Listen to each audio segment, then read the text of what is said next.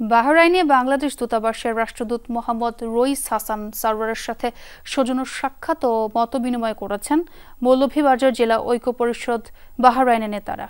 বুধবার স্থানীয় সময় দুপুর ১টায় দূতাবাসের কনফারেন্স রুমে এই আয়োজন করা হয়।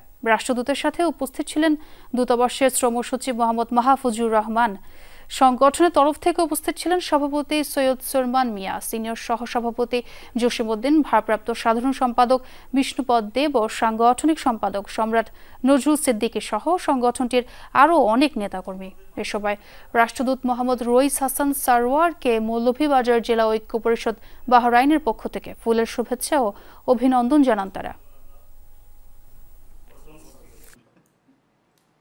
নবনিযুক্ত রাষ্ট্রদূত মহোদয়ের সাথে সাক্ষাৎ করার জন্য আমরা আসলে অত্যন্ত খুশি। স্যারের অনেক পরামর্শ পাইয়া আশা করি আমরা আমাদের এই স্যার ভবিষ্যতে এবং আমাদের বাংলাদেশ দূতাবাসের মাধ্যমে আমাদের বাংলাদেশ কমিউনিটির আমরা উপকৃত ইনশাআল্লাহ।